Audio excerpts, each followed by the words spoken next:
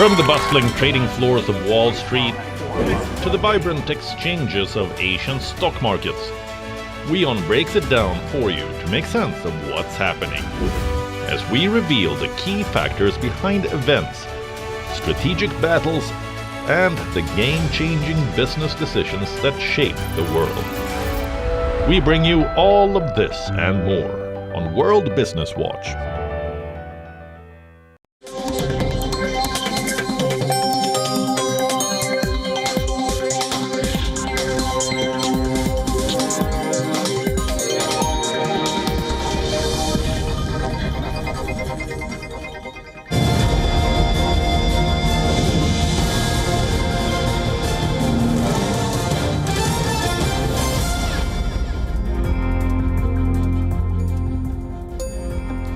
Hello everyone and welcome to WION Live broadcast from New York City. I'm your host, Susan Tehrani. First, let's get you up to speed with this hour's headlines.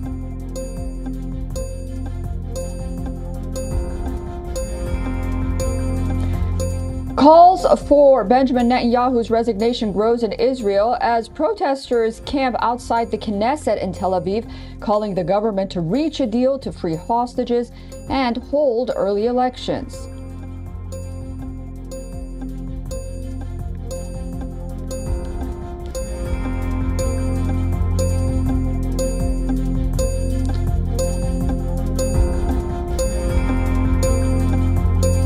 U.S. and Japan set to reach a deal allowing large U.S. military vessels to be repaired in Japan. The move would enhance the mobility of U.S. forces in East Asia.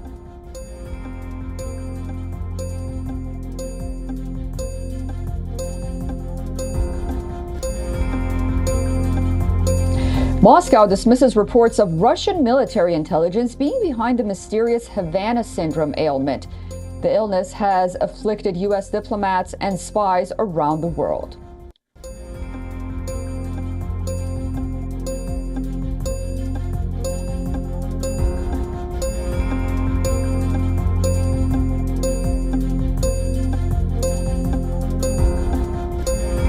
Turkey President Recep Tayyip Erdogan says his party will self-critique after a big defeat in local elections and address shortcomings.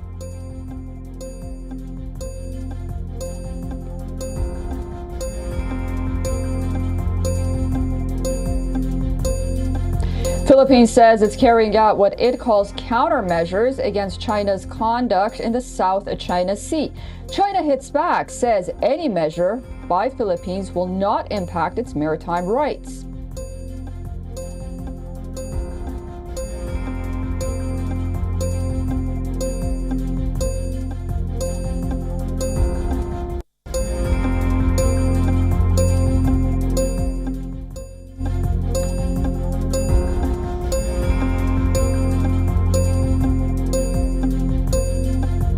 Age remains just a number for the NBA's all-time points leader, LeBron James. The 39-year-old has another 40-point game and ties his own career high for three-pointers as the Los Angeles Lakers beat the Brooklyn Nets here in New York.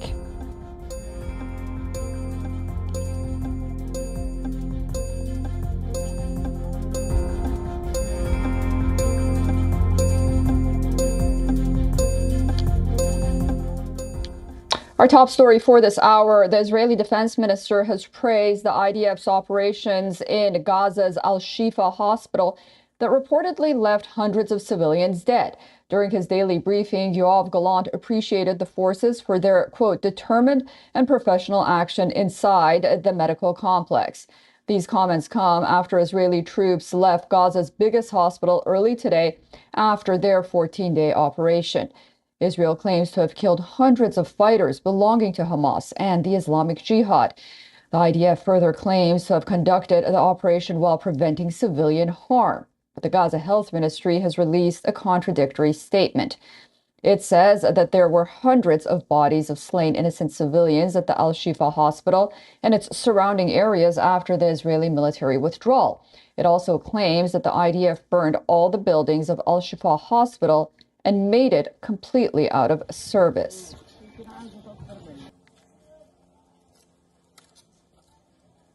Destruction is far and wide in the Shifa compound, as you can see. There is a large number of martyrs. The evacuation of the sick is ongoing. Our first plan is to remove the sick from the Al-Shifa, whose lives were protected during the time of the Israeli presence in the Al-Shifa compound. Now, we will move the sick and the wounded from Al-Shifa to the Baptist Hospital, which is the only one in the Gaza Strip still providing service for patients. More than 32,000 Gazans have been killed since Israel launched its war after the October 7th Hamas attacks. A far greater number have been injured, and most of Gaza's 2.4 million population have been displaced.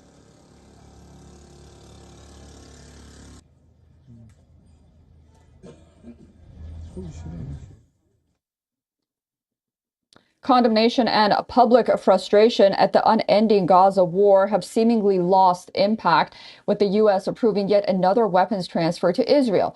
American media reports say that Washington is sending a fresh supply of bombs to its ally. They are part of a weapons package which was approved for Israel years ago, but is only being fulfilled now. The package includes over 1,800 Mark 84 2,000-pound bombs and nearly 500 Mark 82 500-pound bombs. The Mk-82 and Mk-84 by default belong to the dumb bomb category, but can be swiftly converted into precision-guided weapons with a guidance kit.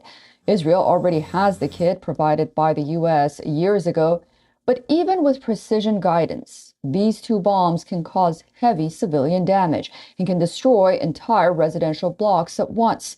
Some reports say that Israel is already using these bombs in Gaza. The latest weapons delivery comes as American officials received assurances that Israel will use American-supplied weapons within the rules of war. On the negotiation side, American and Israeli officials are holding a virtual meeting to discuss the Rafah situation. According to Axios, both sides will discuss the Biden administration's alternative proposals to an Israeli military invasion of Rafah. White House National Security Advisor Jake Sullivan is expected to lead the U.S. side at that meeting. The U.S. team includes representatives from the Pentagon, State Department, and the U.S. intelligence agencies.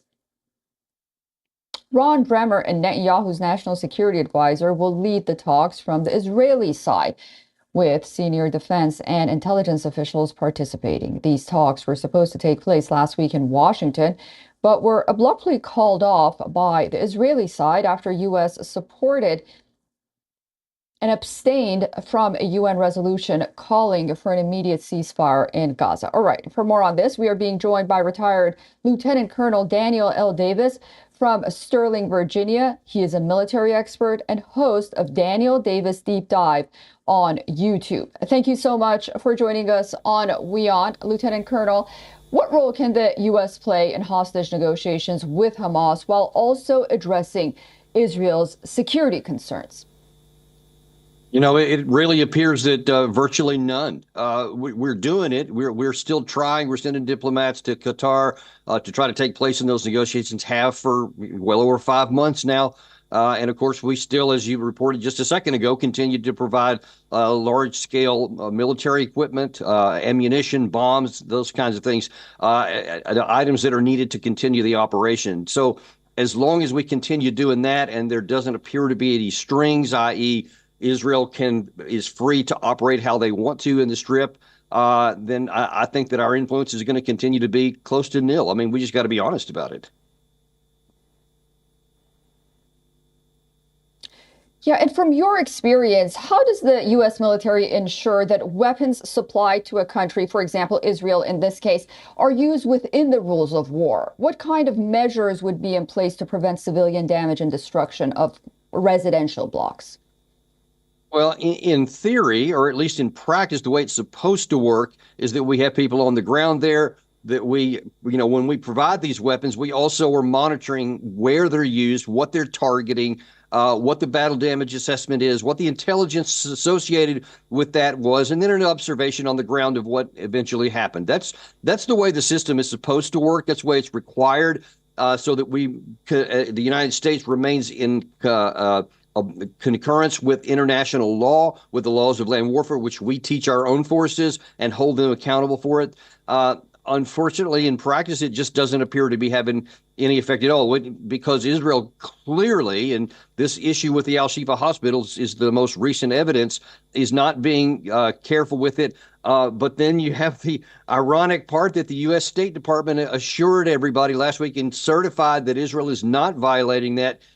And I guess you're just asked that what your eyes see, you don't actually see, because I can't understand how the reality on the ground and the statements out of the State Department match.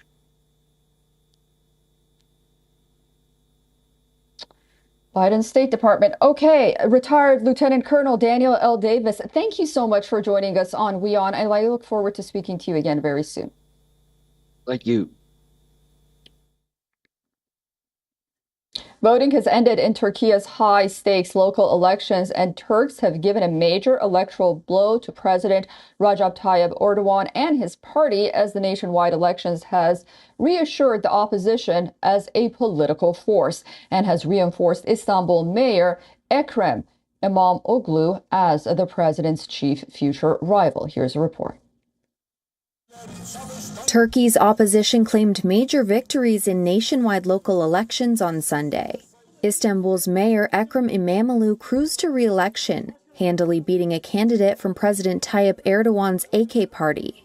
İmamoğlu's Republican People's Party, or CHP, also notched wins in the capital Ankara and 9 other mayoral seats in large cities. President Erdogan has ruled Turkey for nearly 2 decades, and polls had predicted a tight contest in Istanbul and possible CHP losses across the country. But analysts said Erdogan and the AKP fared worse than polls predicted due to soaring inflation, dissatisfied Islamist voters, and, in Istanbul, İmamoğlu's appeal beyond the CHP's secular base. Sunday's results reinforce İmamoğlu's reputation as a potential presidential rival to Erdogan. In Istanbul, which had opened nearly 80% of ballot boxes, İmamoğlu had just over 50% support, compared with just over 40% for the AKP challenger, a former minister in Erdogan's national government. Moving on to Hungary, where a fresh controversy has hit Prime Minister Viktor Orban. A former government insider has released a damning audio recording. He claims that the recording is proof that top officials conspire to mask corruption.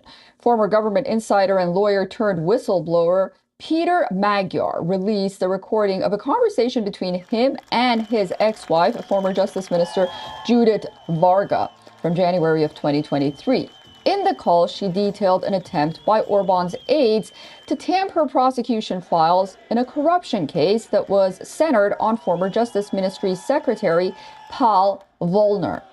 Magyar says that he has handed over the recordings to the Metropolitan Public Prosecutor's Office in Budapest, both in a subtitled and raw version.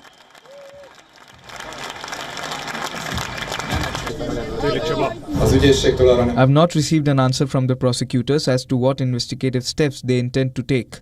But I think that after what I gave them today and what we listened to, sentence by sentence together, they can do nothing but summon several members of the government as witnesses. Moreover, I think they must also summon the Prime Minister as a witness in this proceeding, since he was obviously aware of these issues. The details of the audio recording have given fresh impetus to Orban protesters. They're demanding for Orban and his chief prosecutors to resign. In response to Magyar's claims, the government has responded by dismissing his allegations, portraying him as an opportunist seeking to forge his own political career. Note that Hungary has been grappling with protests since early February. The first wave of protests were triggered after the president issued a pardon to a man imprisoned for covering up child sexual abuse perpetrated by the director of a state-run orphanage. Following this, Hungarian President Katalin Novak was forced to step down. Many of Orban's close allies were also forced to resign. Nép most azt mondja, elég volt.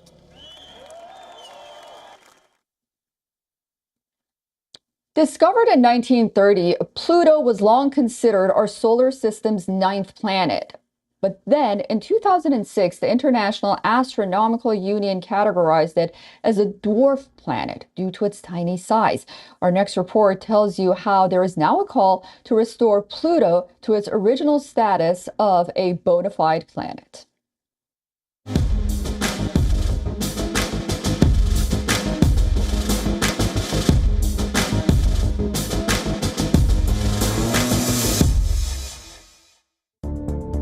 In 2006, a cosmic controversy erupted over Pluto.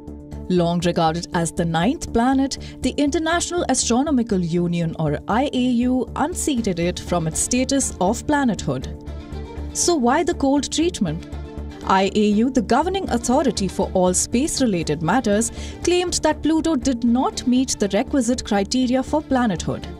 For one, it lacked the gravitational dominance needed to control its orbital neighborhood, while sharing space with other icy objects in the Kuiper Belt.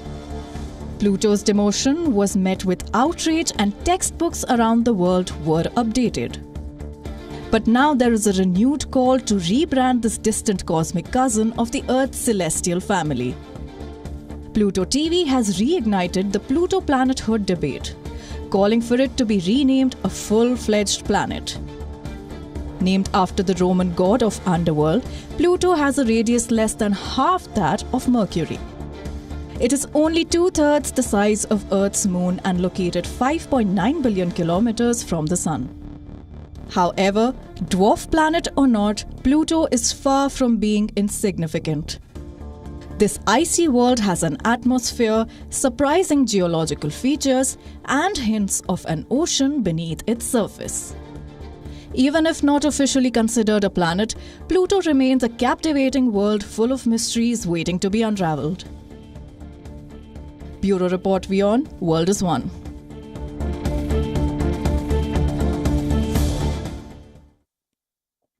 Russia is reinforcing its air defense capabilities. A drone that was unveiled by the Russian military last year in July, the 10 Joker drone, has now been modified.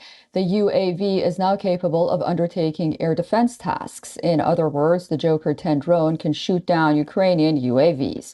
But that's not all. The first-person view drone, commonly known as FPV, can also ram into enemy drones directly. According to Russian military experts, the new features make the Joker 10 drones a cheaper alternative to expensive missile interceptors. Most drones are made of plastic, making them hard to detect via radars. Destroying such drones and even small jets with air defense